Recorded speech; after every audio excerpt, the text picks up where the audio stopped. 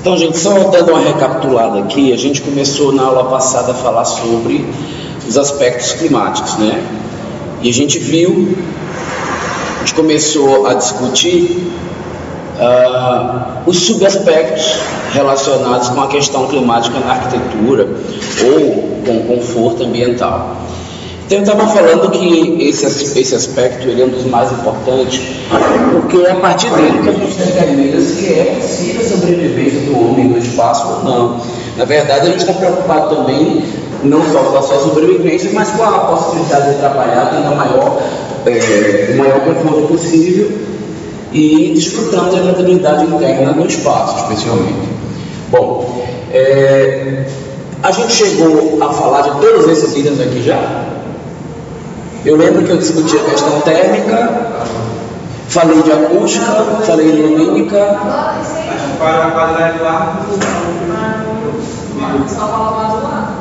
Tá, mas é porque na verdade eu não peguei nenhum desses itens aqui e detalhei eles, se não me engano. A gente só teve uma leve introdução. A gente até passou para esses aulas aqui, né? Eu estava falando sobre sustentabilidade, que a gente está vivendo um momento onde está na moda discutir questões sustentáveis, e eu falei que a sustentabilidade, na verdade, é um conceito muito mais abrangente do que fazer um telhado ecológico, como eu vejo muitos arquitetos loucos aí. Tem até uma piadinha, depois procurem ver, tem uma piadinha, uma imagem que eu vejo o pessoal passando na internet, de assim, eu não sei se me engano, que tinha assim as brasileiras, né? E eu vi uma vez me mandaram, acho que é as arquitetas. Aí tem a Patricinha, a louca não, tem a madame, aí tem um monte assim. Aí tem uma lá em cima, a louca da sustentabilidade. A gente meio que pega um pouco desse estigma, porque o pessoal que explora a sustentabilidade na arquitetura é um pessoal que tem tão pouco embasamento técnico para fazer com que isso funcione na prática. Aliás, embasamento científico eles têm bastante. Porque nas outras ciências e nas outras áreas, falar de sustentabilidade é muito fácil, mas na nossa área, falar de sustentabilidade quer dizer fazer a edificação e fazer aquilo virar uma coisa real. E quando aquela coisa vira real, ela vem com um monte de problemas próprios da execução, da manutenção daquilo, e vem com um preço agregado também que a gente precisa levar em consideração. E como eu falei para vocês, um dos fatores mais conflitantes dos subaspectos da arquitetura são os econômicos com os climáticos, né? Eles costumam costumam ser bem antagônicos. Normalmente uma boa solução climática para a edificação não é uma solução que vai fazer dessa edificação algo barato. E a gente discutiu as questões relacionadas com o microclima, não foi? Até falei um pouco sobre o clima de Brasília, para que a gente tivesse um chão para pisar na hora das discussões, que o foco da nossa discussão relacionado com a parte climática vai ser o clima aqui, onde vocês vão estar desenvolvendo o projeto de vocês. E nós discutimos a questão dos ventos dominantes, a maneira como a cidade se comporta, todos esses condicionantes que vão modificar a maneira como a gente vai ter um desempenho ambiental maior nas edificações. E chegamos a falar, inclusive, sobre o período de chuva e estiagem aqui em Brasília, e a gente viu a influência que isso vai ter. E começamos a discutir a questão da carta climática. Eu sei que essa imagem aqui a gente não brincou dela na aula passada. Mas o fato é que a gente precisa, a partir desses parâmetros, descobrir, a partir do grau de insolação de uma edificação, da quantidade de umidade, da quantidade de ar que entra para renovar e alterar a temperatura também por consequência, achar um meio termo onde o homem se considere agradável ao adentrar esse espaço. Né? A primeira delas que a gente vai começar a estudar vai ser a insolação. Bom, peraí, espera que eu acabei me adiantando com relação às imagens. A gente vai ver, gente, uma série de preocupações no projeto de arquitetura relacionado com isso. as aberturas, as formas, os relevos, e esse é o alvo do nosso estudo daqui para frente, né? E para a gente poder ter argumentos e ter parâmetros para saber como mexer com cada um desses parâmetros para ter melhores condicionantes ambientais, é interessante que a gente veja cada um dos subitens relacionados com a questão térmica. Então vamos ver um pouquinho, relembrar o que eu já falei na aula passada, a questão da carta solar.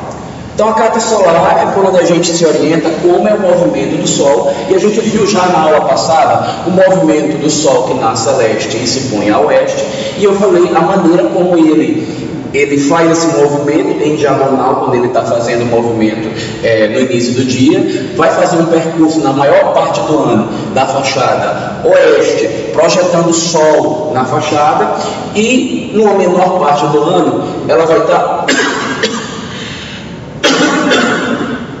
ele vai estar passando, ele vai no início do dia projetar o Sol na fachada sul muito pouco, e ao final do dia também, mas vai passar a maior parte do dia durante um período do ano por cima da edificação, sem projetar Sol na fachada sul. Sem falar que nesse pequeno período já está por cima e já não projeta Sol.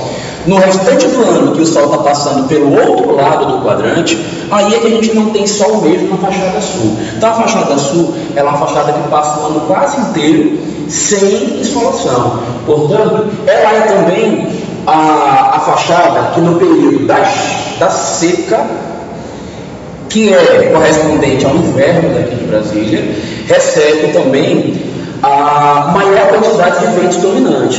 O que isso quer dizer? Que nos locais de temperatura mais amena, muito sombreados, com bastante arborização, as áreas próximas do lago, a gente vai ter uma fachada sul, uma fachada gélida. Se a gente tirar essas condições aí das áreas que tem a temperatura mais amena, mesmo nas outras regiões, por conta dessa carta solar que nós temos em Brasília, nós vamos ter uma fachada sul que ela recebe que vai ter uma temperatura mais amena, que ela vai ser carente de insolação. Então, portanto, a gente vai ter que trabalhar tanto com a volumetria da casa, proporcionando volumes na horizontal combinando com vertical na fachada leste e oeste, sendo que esses volumes são predominantemente verticais, porque a gente tem uma predominância de movimento lateral, e quando o Sol estiver na posição superior fazendo o movimento ao longo do dia, a gente precisa de fachada de proteção na horizontal. Portanto, todas as fachadas norte elas vão precisar mais de faixa de proteção horizontal. E fachada sul, a gente normalmente não precisa de volumetria nem de anteparos para fazer a proteção contra a insolação. Certo? Foi a aula passada. E aí a gente chegou a discutir essa edificaçãozinha aqui, né? No primeiro momento eu fiz um joguinho com vocês para ver se vocês estavam atentos, e a gente pôde perceber que uma edificação não pode ser analisada porque tem todos os aspectos que a gente estuda. Um deles é o aspecto ambiental, e a gente só pode analisar se a gente sabe para que direção está o norte. Uma planta de arquitetura, para você saber se a disposição está boa, sem o norte é impossível. Não analisem, não façam essa análise, porque você não vai estar analisando nada. Um projeto de arquitetura começa-se sabendo onde está o norte. Não sabe onde está o norte, você não sabe se está projetando uma casa corretamente, ok? Então, a gente chegou então a ver essa indicação aqui do norte. A gente viu aqui uma situação completamente inadequada e indesejável, né? Porque com essa carta solar aqui, por exemplo, nós teríamos na fachada sul, que ela recebe pouco sol, uma atividade de serviço, por exemplo, onde a gente normalmente precisa secar roupa. Então o sol é bastante interessante. E nas fachadas norte e oeste, a gente viu uma combinação de área íntima com área social, que são duas áreas onde a gente evita o quadrante noroeste. Um ambiente que está justamente no noroeste, esse ambiente aqui é tórrido, ele está na situação menos adequada possível. Então, uma das soluções aqui para esse projeto talvez fosse girar a casa dentro do terreno para que a condição seja ideal. Poxa, mas isso aqui não é um projeto feito do zero, é uma reforma. E eu quero atingir um resultado expressivo na questão climática também, porque afinal de contas eu não tenho como refazer ou girar a casa toda. Não tem aqui no Brasil, né? Porque nos Estados Unidos a gente consegue girar a casa, né? As casas lá são moduladas, o pessoal compra a casa, vai lá na loja e fala, eu quero aquela lá, o cara bota em cima do caminhão, bota para você lá. Se você tiver condições de refazer o ponto de fundação, depois ele vem com um guindaste novo, gira a sua casa e bota em outra posição, caso haja algum problema. Mas aqui no Brasil, nossa construção não tem esse molde. Então, o que é interessante para a gente? Ou tentar reorganizar os ambientes, e se a sua limitação econômica for muito grande, talvez você não consiga fazer isso. Então, o mais interessante, normalmente, vai ser que você trabalhe com a fachada através de volumetria nela, que se projete sobre as paredes dos ambientes que tem essa insolação excessiva, na horizontal na fachada norte, na vertical nas fachadas leste e oeste, mas precisa um pouco de horizontal também na leste e oeste, com ênfase na oeste. Com ênfase na oeste por quê? A gente viu na aula passada. Por conta da questão da inércia térmica. Uma fachada leste, ela recebeu frio a noite inteira. E a temperatura está demorando para chegar aqui. Então o sol está batendo, mas ainda tem aquele vestígio da temperatura amena da noite.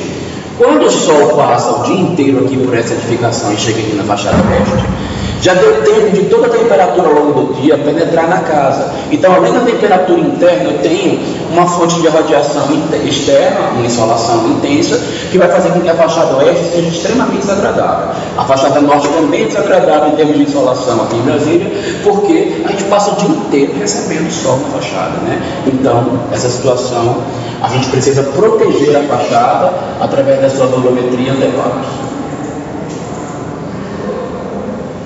Aí a gente vai discutir algumas coisinhas aqui com relação a elementos de fachada em determinadas situações. É interessante vocês saberem que no nosso planejamento as fachadas, o local de estar as janelas é a nossa maior área de interesse, porque 33% das trocas térmicas que existem para nós aqui no Brasil, elas acontecem a partir das aberturas, porque a maior parte do calor, de troca de calor que existe com o espaço externo, é por radiação. Então a gente vai ter o acesso de calor por elas. O telhado e as paredes também têm grande contribuição e vai haver uma menor contribuição a partir do piso. Então a gente precisa se preocupar muito com os elementos que vão acontecer na fachada para proteger essas janelas. Na cobertura, a gente vai ver daqui a pouco algumas maneiras de isolar ou de melhorar a inércia térmica de edificação. E através da própria modo de vedação, de fechamento da casa para proteger ela. Eu não lembro se a gente já teve esse questionamento, se a gente tinha esse slide já, como eu dei essa aula para vocês. Então eu vou brincar um pouquinho mais com a Maria. Ó, gente, esses elementos que aparecem aqui na fachada, eles são normalmente chamados de bris, tá? E eles são elementos que servem como anteparo solar, para proteger do sol. Eu pergunto para vocês, nessa situação aqui de bris, ele está cumprindo o papel do anteparo solar?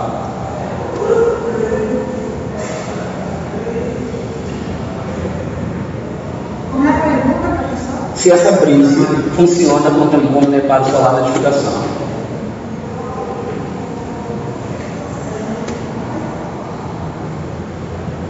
A Maria vai todo mundo. Para todo mundo, né? Maria não quer responder? Como um anteparo solar? Não, gente. Não. Se alguém projetou isso aqui como brise, provavelmente não vai atingir o resultado que ele quer. Eu quero acreditar que isso aqui seja uma maneira de canalizar vento, e aí o vento bate aqui nessa esquadria e direciona para dentro de casa. Se é essa a intenção, né? Pode ser que tenha outras aí possíveis. É vidro. Então, impossivelmente. Mas aí não era só a gente botar uma película, então, aí ele ia cumprir o papel? Não é coisa nenhuma, tá, gente? A porcentagem que uma película reduz em termos de calor de edificação é mínima. Você sabe qual é a utilidade real da película? É reduzir o nível de incidência lumínica.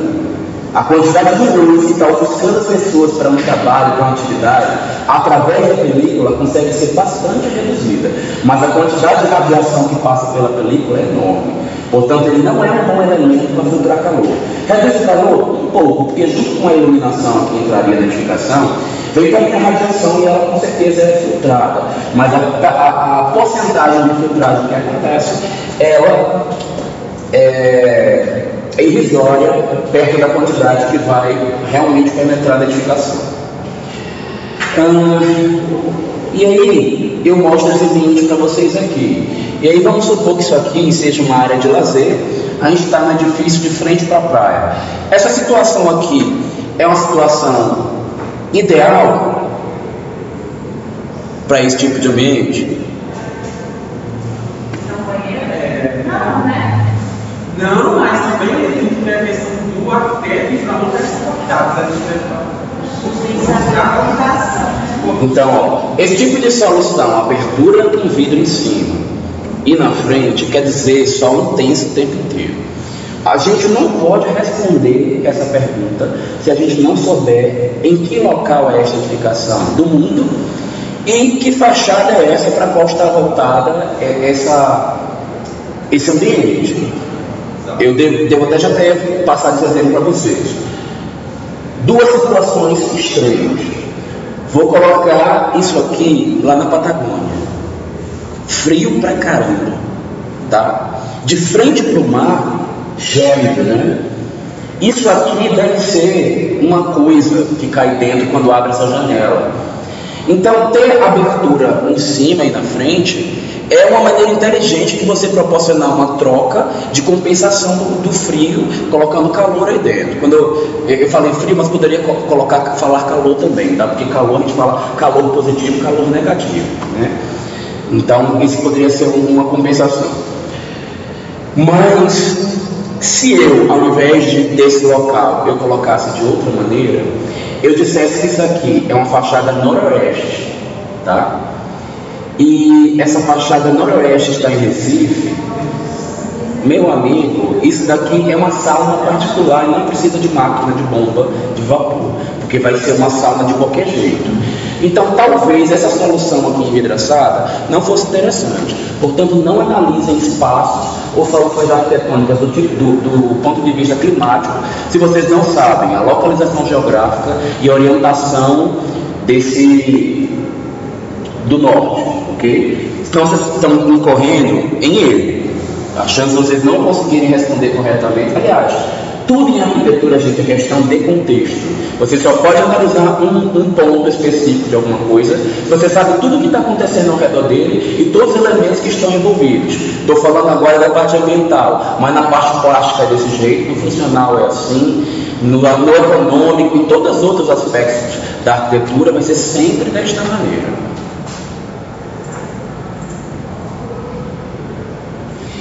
Normalmente, através de uma simples forma que está se pronunciando numa fachada, a gente consegue descobrir e inferir a provável orientação dessa fachada. E aí é bom vocês saberem esse caminho contrário, porque quando vocês tiverem no projeto de vocês vão provocar situações de proteção. Não sei se vocês perceberam aqui, ó, que nessa casa daqui, da parte superior direita da imagem, a gente tem volumes verticais e eles estão projetando sombra. Um trecho da fachada projeta sombra sobre outro trecho. Só por essa disposição aqui dá para deduzir que fachada é essa daqui. Qual que vocês chutam?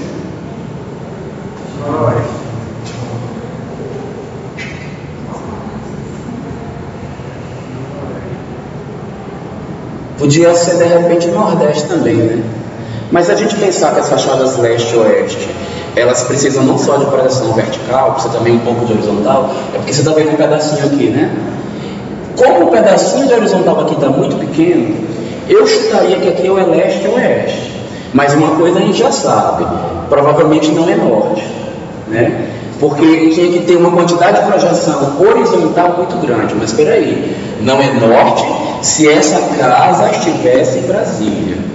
Porque se essa casa estivesse lá em Teresina, talvez a situação fosse outra. Porque lá o sol nasce e se põe de uma outra maneira, tá? Então a gente vai fazer outro tipo de consideração.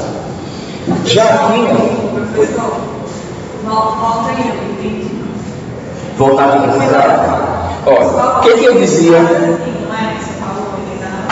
Ele nasce fazendo um trajeto diagonal. Esse trajeto diagonal, ele é um movimento lateralizado. Deixa eu vir para cá para frente da câmera. Então ele nasce, apesar de estar embaixo, para ele chegar lá em cima, ele não sobe reto. Ele sobe fazendo uma diagonal, ok? Nesse trajeto diagonal, ele vai passando lateralmente e vai jogando o sal dele para mim. E eu vou me protegendo assim, ó, através de um elemento vertical. Então, nesse período, a gente está, o sol está dessa maneira, fazendo este movimento, de manhã cedo, que ele está subindo e cruzando para o outro lado, e no fim da tarde, quando ele já está caindo lá, que ele também está me pegando por aqui, assim, eu estou aqui, ó, verticalmente me protegendo. Ao longo do dia, depois que ele já chegou lá em cima, ele está lá em cima e o sol já está aqui, ó. E o que eu estou fazendo? Recebendo o sol de lá de cima e querendo me proteger dele. Então o que eu faço? Coloco a proteção aqui na horizontal, ó, e me protejo do sol que está vindo de cima. Ok? Então eu estou dizendo que quando você vê uma coisa que está muito verticalizada e joga sombra lateralmente de uma fachada sobre a outra, provavelmente você está numa fachada que tem influência ou leste ou oeste. A maior tendência é ser oeste, porque como há vários outros fatores que impedem a gente de proteger a casa de maneira tão eficiente, econômico, plástico, seja lá qual for, a gente costuma ser mais enfático nas que tem os maiores problemas. Então eu, se tivesse que arriscar aqui nessa fachada, eu estou dizendo que eu chutaria uma fachada oeste, tá? Porque na oeste eu estou fazendo esse movimento lateralzinho, onde o vertical seria mais interessante. De anteparo, assim, vertical, pode ser usado além de construção, assim, tipo essa casa aí, o estilo dessa casa aí. Além de você mudar o estilo e a forma da casa, quando você vai se proteger do sol, você pode trabalhar com elementos chamados frisos. O prédio já está feito, você não dá para refazer a forma dele. Quer resolver o problema. A brise, se a estética da casa comportar, se o dinheiro também, se a questão econômica também comportar, ela é um ótimo elemento de proteção. E ainda mais ser articulado. Porque apesar desse movimento que está fazendo isso aqui, tem um pedaço dela que está pegando um pouquinho do leste e do oeste também, que não é totalmente norte. Então, se você puder dar uma baixadinha para poder acompanhar esse movimento, a brise vai ser mais eficiente. Mas a gente tem tanto as brises que tem movimento vertical, quanto as horizontais. As horizontais, elas vão ser mais dadas às fachadas norte, e as verticais, elas vão ser mais dadas às fachadas leste e oeste. Ok? Qual que é a vertical? Essa é horizontal, fachada norte, tá? Não tem vertical aqui não, tá tudo horizontal aqui, tá? Se quiser, não tô com nenhum não. Como que a gente faz esse cálculo? Eu vou colocar no anteparo vertical. Como é que eu vou fazer esse cálculo? Eu quero proteger toda a fachada. Como é que eu faço esse cálculo para o tamanho dele? O suficiente para o sol não pegar na fachada, proteger ela. Semestre que vem, você vai ter a disciplina de conforto ambiental, que é a disciplina específica que mexe com isso. Então lá, a casca solar, ela tem os ângulos e ela tem umas aberturas e umas orientações lá para você colocar a altura e ver qual é a projeção que dá. Então o professor da disciplina específica vai passar isso para vocês, tá? Na minha disciplina, não cabe a gente fazer esse cálculo ainda. A verdade é que na prática, depois que você faz esse cálculo algumas vezes, você meio que desenvolve sensibilidade para a medida que consegue vencer determinadas coisas. Mas só para vocês entenderem uma coisa, a minha experiência em termos de proteção horizontal é que normalmente, para você proteger perfeitamente alguma coisa, uma parede na vertical ou um anteparo horizontal, a mesma proporção que você tem na vertical tem que ser jogada na horizontal. Quer proteger 3 metros de altura, coloque 3 metros de extensão. Poxa, mas dá para proteger, dá para fazer isso em tudo quanto é lugar? Não dá. Então a gente acaba às vezes abrindo mão de uma questão climática por uma questão ou econômica ou estética, seja lá qual for, e tenta fazer um meio termo. Então, de repente, para aquela extensão de 3 metros de parede, eu vou proteger somente com 2. Que a maior parte, por exemplo, que eu falei, a esquadria não está até o chão, né? Mas a esquadria que deixa trocar 33% das trocas térmicas, ela já está garantida. Então, isso é um raciocínio possível para essa etapa que a gente está, que é a disciplina de projeto, onde vocês vão pegar o conforto ambiental ainda, tá? Mas esse cálculo aí não é comigo que vocês vão pegar. Pode botar. Não é aleatório. Não é aleatório. Existe um cálculo muito preciso e faz parte da formação, da nossa formação, né? Passar por isso aí. Aqui a gente pode pensar, ou que a gente está numa combinação de fachada nordeste a noroeste, ou simplesmente numa leste-oeste. Porque além de ter a verticalidade aqui causando sombra de uma fachada para outra, o edifício está meio inclinado. Essa inclinação de fachada, ela é de certa forma uma projeção horizontal também, né? Ela gera uma proteção interessante em relação à insolação nesse sentido. Quando você olha para aqui, para essa fachada aqui, você também vai ver isso, ó. Tem uma proteção horizontal até bem grande aqui, ó. Tem uma outra aqui menor aqui. Tem alguns elementozinhos, tipo umas brisezinhas fininhas aqui em cima, na horizontal, e tem outras maiores na vertical. Eu diria aqui que há uma predominância de vertical, mas o horizontal não está tão pequeno quanto quem está fazendo a fachada leste. Então isso aqui, se não for uma fachada oeste, talvez seja uma fachada noroeste. Eu chutaria. Então, de repente, essa foto que a gente está vendo, eu entenderia que era uma foto da aurora, está nascendo o sol lá atrás. Porque se ela é noroeste, vai cair para o lado de cá depois.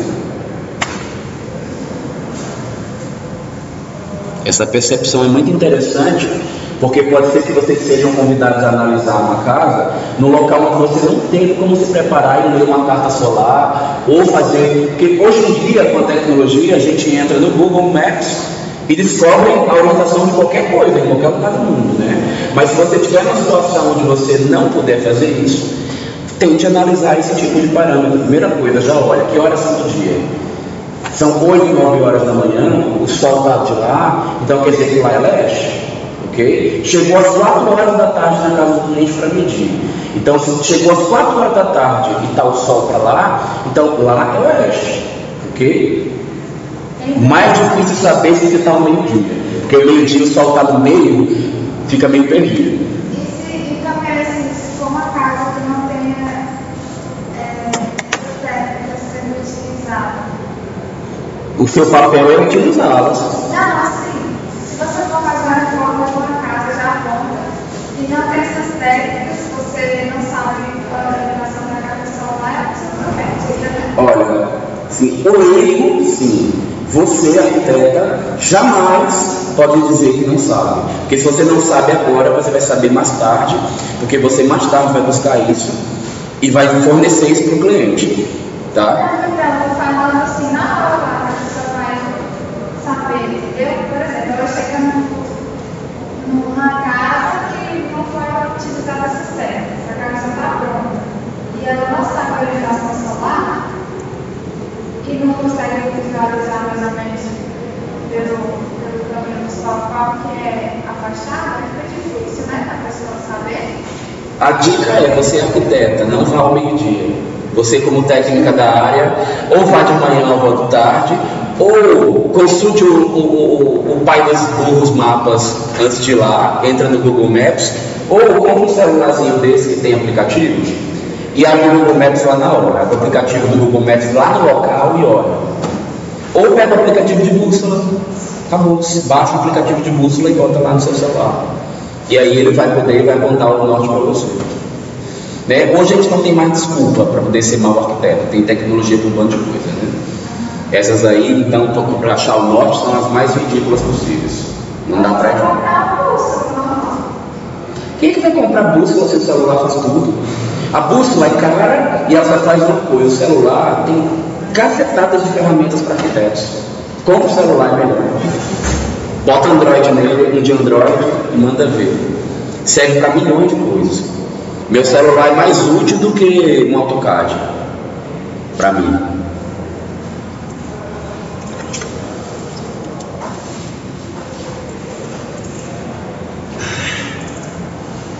E aí você já conhece essa velha conhecida nossa aí. Nosso objetivo da disciplina desse semestre é visitar essa casa, tá? É. Arquiteto muito famoso fez essa casa daqui. Então, você vai perceber que esse arquiteto, quando fez essa casa, ele tomou cuidado de fazer projeções tanto na vertical quanto na horizontal, por conta da instalação, né? Então aqui existe, o sol nasce inclinado aqui nesse sentido, então por isso que em todo local que você olhar, você vai ver uns elementos verticais para barrar o sol nos quartos que são nessas posições, tá? Mas eu também fiz uma projeção na horizontal, porque a partir de uma determinada hora, o sol também se projeta a pico aqui e a projeção da vertical não vai fazer muita diferença. Então, qual que é o projeto dessa casa, essa parte térmica? Acho que tem 2,80. Não sei te dizer certinho. Faz muito tempo já que eu fiz essa casa. Mas está entre 2,80 e 3. Eu acho que tinha 3. Eu rebaixei o gesso para 2,80. Tá? Aí ficou com 2,80 internamente. Mas não é baixinho não, o pé direito internamente. Só que isso que você está vendo aqui não é a laje onde está o pé direito não, tá? Isso daqui foi um levantamento que eu fiz para a entrada ficar mais imponente. E aqui em cima tem um jardim levantado, está na beira da janela do quarto da criança. Então, o pé direito está aqui assim, ó. Esse aqui é o pé direito de lá, esse de cá. Esse de cá não. Oi? O que tem? O pé direito de lá? 2,80 também. Ele é menor que o topo, se não me engano, acho que ele é 2,80 e rebaixado ficou com 2,65. Uma coisa dessa. Que deve ter um platinado com mais ou menos 80 centímetros de altura. Tá. Aquele mais seria a caixa d'água? Oi? Aquele quadradinho mais cima? É a caixa d'água. O projeto original era para essa caixa d'água ser bem mais destacada. Mas de última hora, porque o dono falou assim, eu quero uma casa toda branca e eu quero ela rústica. Eu quero detalhes com cimento queimado. Então, essas áreas que estão vendo em branco era de cimento queimado. Então, a caixa d'água também virava cimento queimado. Aí, de última hora, o cliente falou que a casa toda branca, com esse sol, com esse céu branco que dava lá de vez em quando, os passarinhos não chegaram à casa e eles iam voando e batiam na fachada da casa e caíam. Aí a dona ficou horrorizada porque ela via todo dia um passarinho morto. Ela falou, eu não quero mais cemitério de passarinho na minha casa, ela mandou pintar. Aí a gente pegou e também, aqui nesses vidros também tem que ser isso. A gente botou umas películas lá para poder ficar mais fácil o passarinho identificar. Mas, outra coisa que eu quero chamar a atenção de vocês. A questão climática envolve também se proteger dos intempéries. Quando a gente coloca uma projeção horizontal ou vertical, mas especialmente a horizontal, a gente está pensando em se proteger do desgaste que o sol e a chuva e outros elementos causam numa fachada. Quando você provoca essas coisas aqui, você já deve ter visto casas modernonas redondas, né? Aquela coisa chapadona. Aquilo dali, para mim, na minha concepção, é um erro de projeto. Porque no Brasil, nós temos a quantidade de intempéries muito grandes. Então a gente quer se proteger deles. E isso causa um desgaste muito grande e vai reduzir a vida útil da edificação. Vamos ver isso de maneira um pouco mais clara. Essa casinha aí. O que eu estou dizendo aí? Quando a gente trabalha com fachadas totalmente planas e com alto índice de transparência, a gente vai ter exposição solar total, desgaste das esquadrias e infiltrações. Casa muito reta, que não tem prolongamento da cobertura, o tal do beiral, né, que vocês devem estar habituados a lidar com ele, a gente vai ter problemas sérios porque a fachada não vai ter proteção alguma. Você vê que eu não estou dizendo para isso que eu acho melhor aquele sistema convencional da telinha aparecendo, que você vai e desce para ele, não. Eu estou dizendo que apesar disso, ele tem uma proteção e nesse sentido ele é bom. Mas percebam que se a gente voltar naquela casa lá, Ela é uma casa moderna, tem platibanda, mas ó, ela continua cumprindo seu papel de proteção. Quando a gente volta para essa casa de cá, ela é velha. Sabe o que acontece quando chove? A chuva bate aqui na fachada, escorre, internamente a água penetra e dá umidade lá dentro. Então a gente vai ter muita infiltração. Outra coisa que acontece é que a chuva bate direto nas esquadrias, na articulação das esquadrias. E o que acontece com essas articulações? Se for de ferro, vai oxidar, se for de borracha, ela vai rachar e ela vai desgastar de um jeito ou de outro. Então a gente vai ter problemas sérios. O sol que bate nessa parede, ele também faz troca de calor, né? Então, por condutibilidade, o sol vai penetrar na edificação, tanto pela parede, que ela está totalmente exposta ao sol, quanto pelo vidro, que a gente tem uma quantidade razoável de proporção de vidro através das esquadrias, que vai garantir uma troca de calor enorme, né? Porque esse caso aqui é a maior contribuição que tem na casa. Uma casa como essa, que ela tem fachada reta e pano de vidro, aqui dentro desse ambiente provavelmente é uma sauna. Não, mas o cara foi inteligente, ele amenizou e botou um espelho d'água na frente da casa. Espelho d'água, gente, melhora realmente a questão da umidade, mas gera também ilha de vapor. Então vai criar uma atmosfera meio abafada, porque esta água é parada.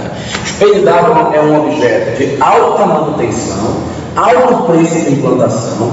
Portanto, é um elemento que a gente precisa pensar muito bem no padrão financeiro dessa família antes de implantar numa casa. Não estou dizendo que não se deve implantar, que é ruim, que não resolve problemas. Resolve.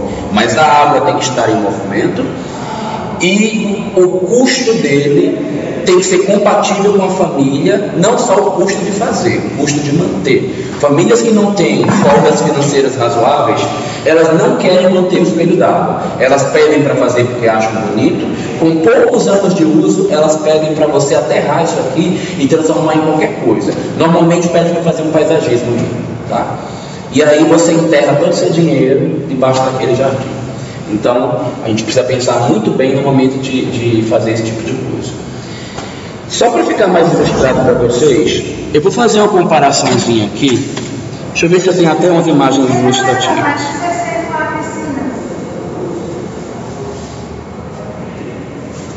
Se for uma piscina é outra situação. Primeiro que o espelho d'água com água parada é insalubre, junta com inseto, junta bicho, objeto, tudo quanto é coisa.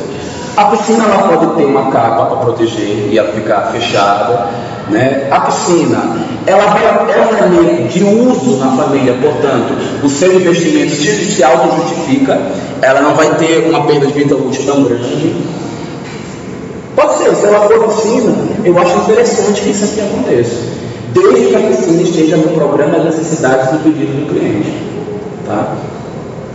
Realmente ter mais água perto da edificação quer dizer melhorar a condição da umidade. Então a temperatura, a questão térmica vai junto também nesse quesito. O conforto melhora.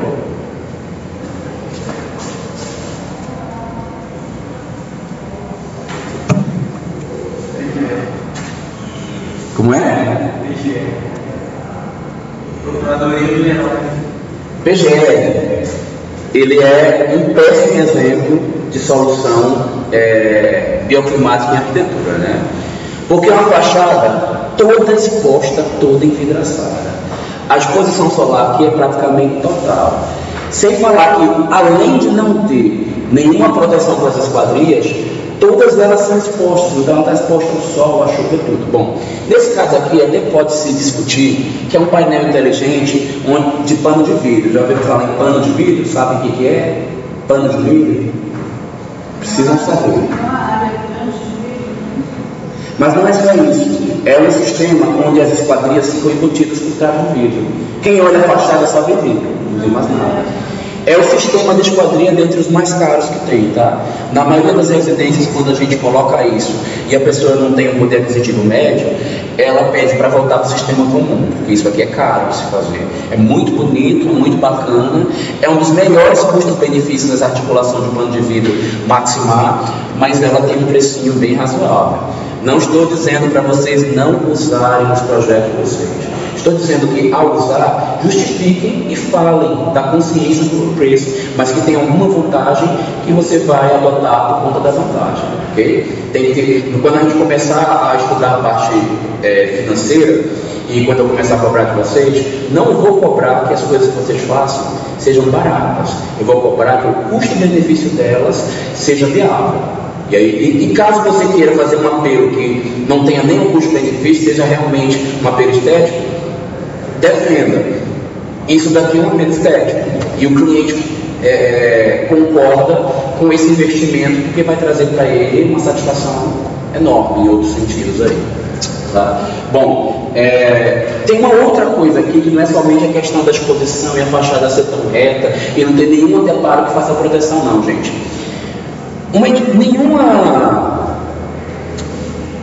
Vou falar Brasília, porque tem situações em locais do mundo onde a diferença não é tão grande.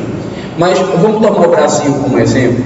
Em nenhum lugar do Brasil, todas as fachadas têm o mesmo tipo de insolação.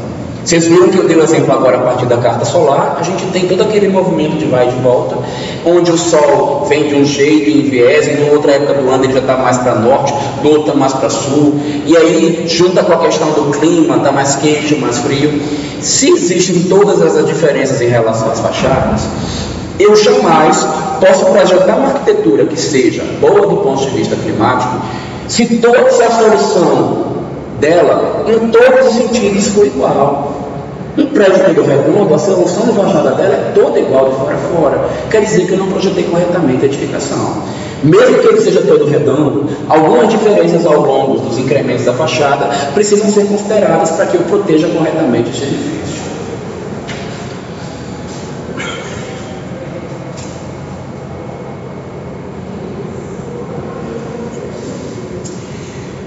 Eu vou falar disso lá na questão econômica, mas eu vou voltar aqui um pouquinho.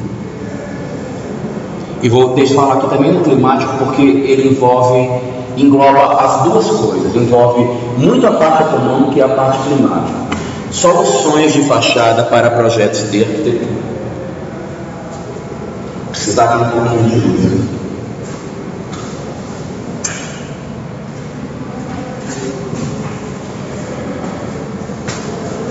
Tem diversos sistemas construtivos com diversas soluções, mas vou passar para vocês três, que elas são as três mais comuns nas arquiteturas residenciais principalmente.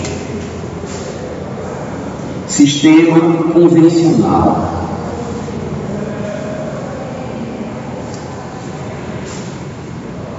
Casa contemporânea padrão.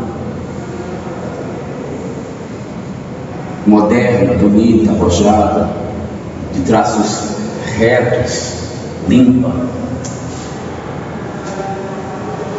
Estilo de casa que eu costumo adotar.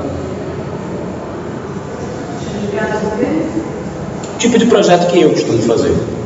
Porque não tem nome. Eu vou falar assim, eu vou chamar assim, platibanda com miral. Vou botar assim, ó, casa moderna com platibanda.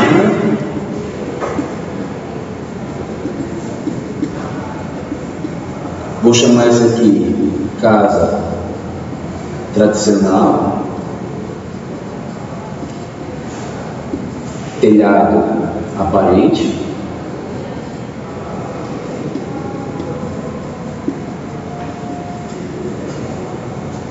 E lá na frente, quando chegar no aspecto econômico, a gente vai destrinchar isso aqui bastante sobre o telhado, vou falar mais. Mas por enquanto, para a questão climática, essas coisas aqui isso já basta. E eu vou chamar aqui de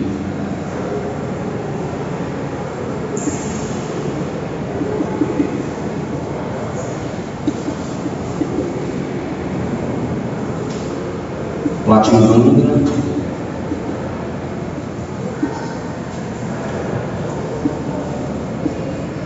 Mais beirado.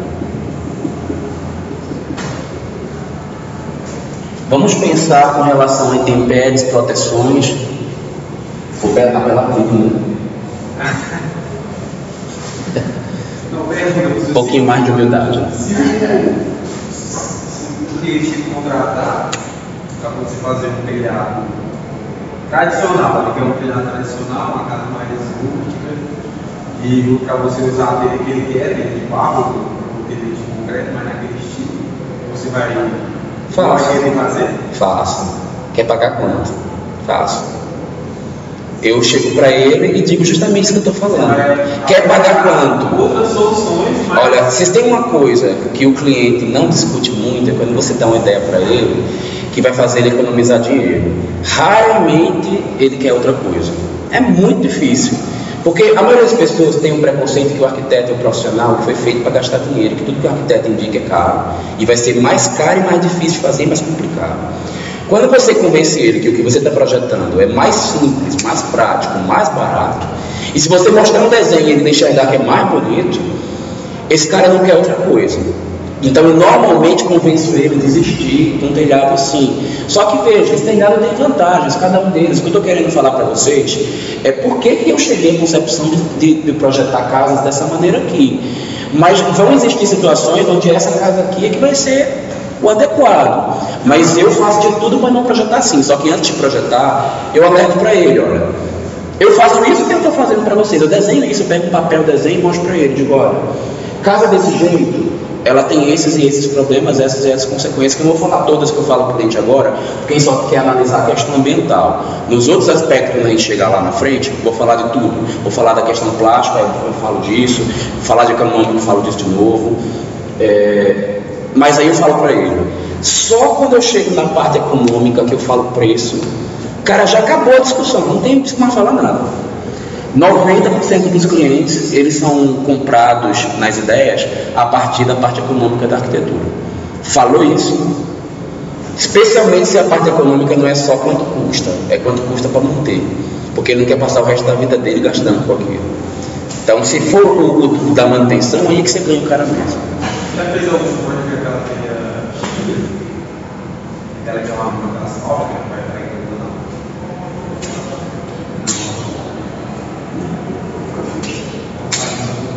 Aqui no Brasil, é porque eu deixei de fazer casa assim tem alguns anos, né? Fiz algumas.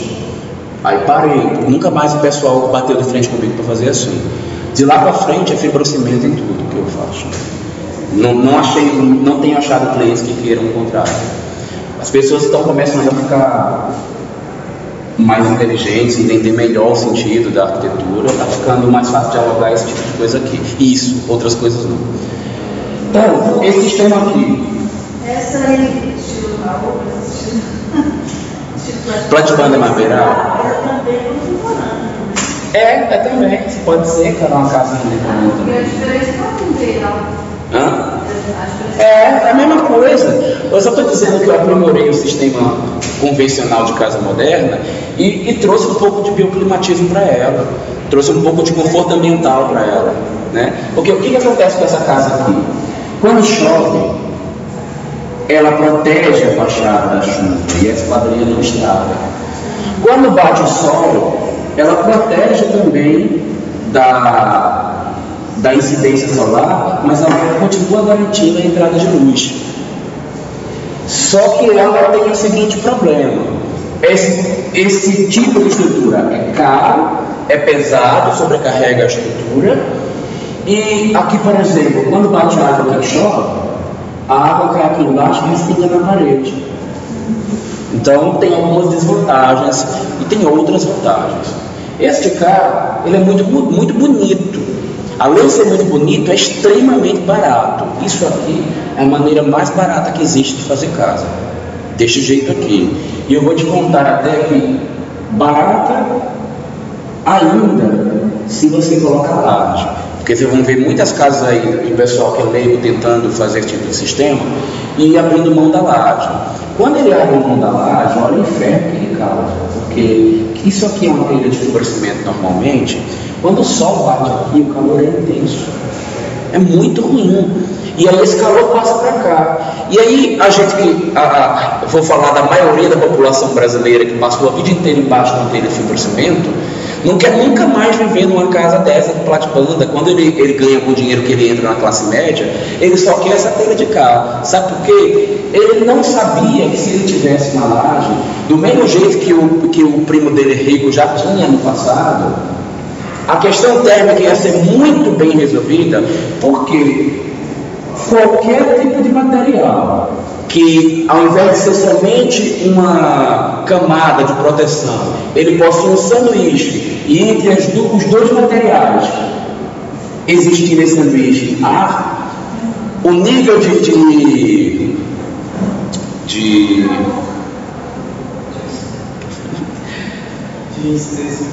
não, eu estou querendo de isolamento térmico é muito maior, porque para ultrapassar essa camada de ar, a resistência fica maior para chegar aqui. Então, se fosse pela questão térmica, a gente resolvia só botando a laje que o outro não tem. E laje não é mais caro como era no passado. Laje já tem de isopor, já tem de plástico, já tem tudo quanto é jeito laje hoje em dia, né? Então a gente tem várias soluções, vários preços, vários métodos. Tem laje alveolar, você vai na fábrica, encomenda, o cara vem com um guindaste e bota a laje em cima da casa. É prático. Oi? A laje só não, a casa inteira você pode fazer ela de leve. Você pode encomendar na fábrica a sua casa, manda o projeto do arquiteto para lá e manda a fábrica encomendar os painéis. O cara vem na sua obra, vem com os painéis, joga lá tudo. Eu vou dar aula disso, quando chegar em aspecto econômico eu vou falar disso. Não me adiantar não.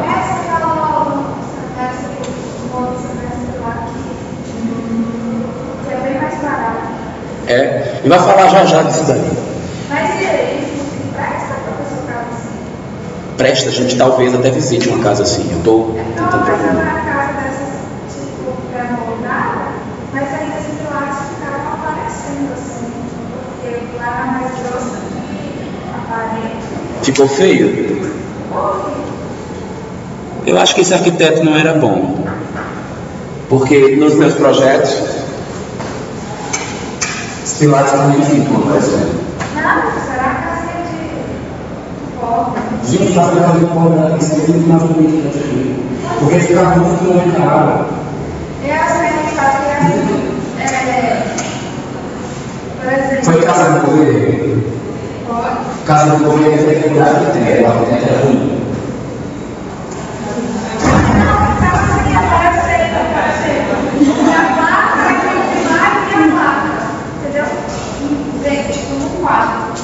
Ficava assim exposto lá, dentro do quarto. Olha, para tudo tem solução. O que não tem solução é o arquiteto não usar a bunda, como eu falei aquele dia, lembra? Ele tem que sentar a bunda na cadeira, gastar horas para resolver e equalizar todos esses aspectos que a gente está estudando. Mas assim, essa parte de pré-moldada, ela tem uma espessura limpa e a máquina? Eu vou querer que a gente discuta melhor isso quando chegar no aspecto econômico, mas eu vou só te dizer que o que era parede pré-moldada há 30 anos atrás no Brasil é outra coisa absurdamente diferente hoje em dia. Porque naquela época tinha 1 ou 2 sistemas, hoje tem 500 ou 600 sistemas com várias possibilidades para o arquiteto escolher como é que ele quer trabalhar. Só em Brasília tem mais de 30 sistemas diferentes para a gente escolher, dentre as fábricas que fazem isso. Então a gente pode trabalhar com uma pancada. Mas então você pode escolher a lâmpada da parede? Pode. Por exemplo, se for convencional, 20. Pode, só que normalmente você não vai fazer isso, mas pode. Não, assim, você faz menos de 15? Faço. Com essa parede, por exemplo, essa parede normal é de 15. A maioria não quer que tenha menos que 15, porque termicamente, acusticamente, não é favorável. Mas se você quiser fazer, existe a possibilidade. Então, mas essa de 15 é a normal, mais ou menos seja usada por todo mundo. É. E esse pré-moldado pode usar de 15 ou ela é mais fina? Ela vem mais fina, porque essa parede só fica com 15 quando entra acabamento, revestimento, a reboco, a massa corrida. Aí fica com 15, mas ela vem com acho que com 10 ou 12 a maioria.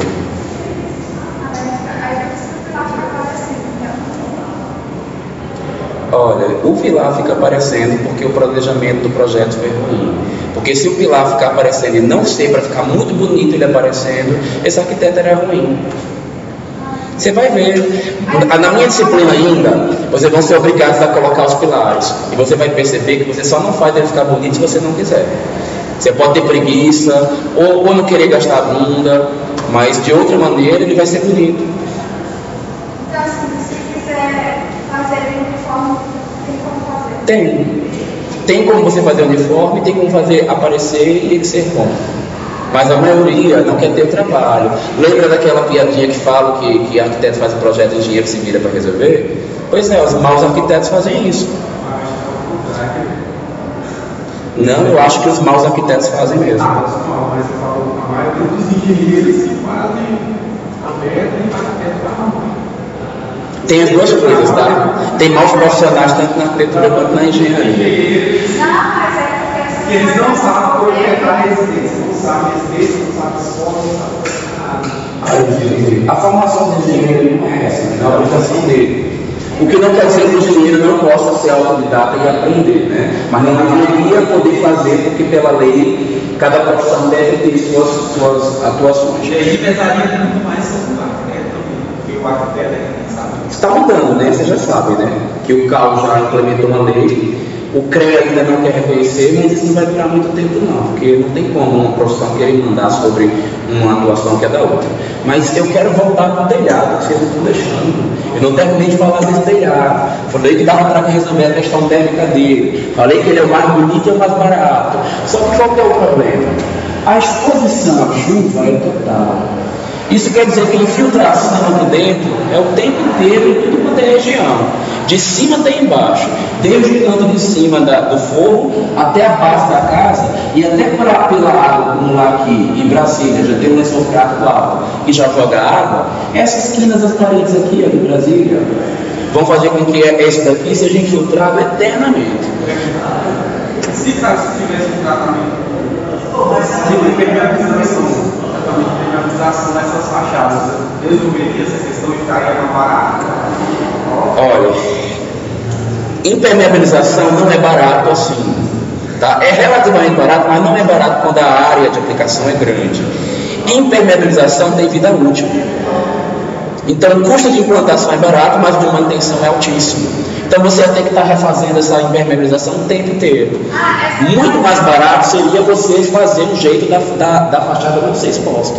E professor, esse daí que tem aquela outra casa lá, o atitana vai ser exposto? Não, a cobertura está escondida. A fachada tudo exposta. Isso aqui é aquele sisteminha que a gente viu agora há pouco. Da casa branca. Casa reta branca. Então, ó, aqui as esquadrias também estão tomando chuva e também estão tomando sol, portanto elas vão desgastar. A pintura vai estourar todinha dessas esquadrias. A pintura da fachada também vai durar menos tempo. Aqui na base tem que filtrar tudo. Essa casa, tecnicamente falando, ela é um problema. Ainda tem um outro problema, né? Essa casa daqui, se ela estiver perto de árvores, aqui dentro tem calha, né? Que conduz a água desse telhado. E essa calha entope todinha, muito. Então ela é mais problemática ainda, tá? E sabe o que acontece com essa calha quando entope? A água vai criar uma piscininha aqui. Os furos por onde entrou a instalação elétrica vão vazar e vão transformar isso aqui numa cascata d'água, né? Vai fazer um show aquático aqui dentro de casa. Se tiver fogo, a água vai sambar em cima do fogo, vai estourar seu fogo todinho, vai estragar todas as suas luminárias caras e vai provocar talvez um curto-circuito e matar todo mundo dentro de casa. Vocês lembram daquela velhinha que eu falava? Eu falei da velhinha para vocês? Se preparem que eu vou falar da velhinha lá mais à frente nos outros aspectos. Quando tiver...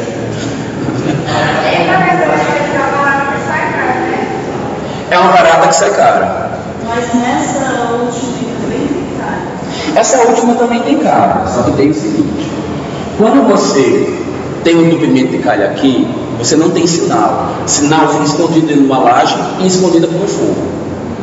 Quando você tem entupimento nesse sistema daqui, a água ela vai vazar primeiro por aqui. Sabe o que acontece? A água cai aqui nessa laje, começa a pingar e você começa a ter umidade nessa região, antes dela passar para lá. E aí o que você faz? Dá tempo de fazer o reparo. Essa daqui não dá sinal nenhum, só quando você já está todo lascado. Então, além disso, nesse sistema, eu não exponho minhas esquadrias e nem minha fachada, nem ao sol e nem a chuva. Quer dizer que a pintura dura mais, que eu não vou ter essa parede infiltrada, que a pintura também das esquadrias, a ferragem das esquadrias vai durar, e eu vou ter menos infiltração. Para completar, você ainda pode ser inteligente e fazer um engrossamento na base aqui, chamado soco. Já ouviram falar em soco? Chega aqui pertinho. Eu já fui bom, viu? Sabia que eu fui lutador de kickbox? Fui lutador de kickbox. Depois eu conto minha aventura para vocês fora da gravação, a última que eu tive. Bom, mas o soco que eu estou me referindo aqui é tipo um rodapé que a gente faz por fora da casa, e esse rodapé pode receber a tal da impermeabilização que você estava comentando para essa casa aqui. Só que para essa não adianta nada você impermeabilizar se a chuva vem e infiltra aqui por cima.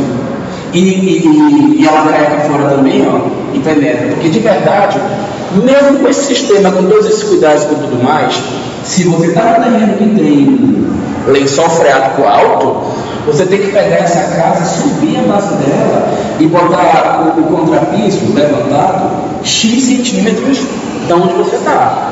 Porque a unidade que está no resto do terreno vem só até aqui, ó, e não consegue subir para sua fundação. 2, tem que pegar a base das vigas e passar um impermeabilizante específico para a fundação também. 3, comprar uma manta, que é um plástico grosso, forrar a base do contrapiso da casa inteirinha e só depois disso fazer o seu piso. Aí a sua casa está protegida para durar para quase o resto da vida. Quase o resto, porque a maioria não dura. Todas vão ter algum tipo de problema e a gente sabe que tem um bicho esquisito que mora aí. Já deu hora do intervalo? Já? Então vamos dar mais uma paradinha e a gente parte para a parte final da... Vocês querem, né?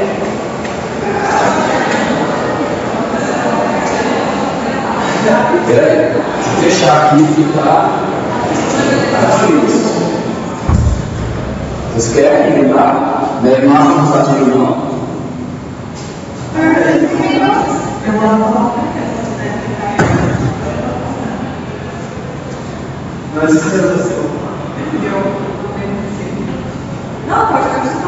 Não vou fazer isso. Vamos todo mundo dar uma parada rápida.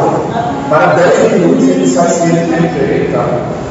Só não faça esticar como a maioria de vocês faz e volta 20, 30 minutos depois do intervalo. Aí eu escuto aí, tá? Aí a gente vê a parte 3 da aula.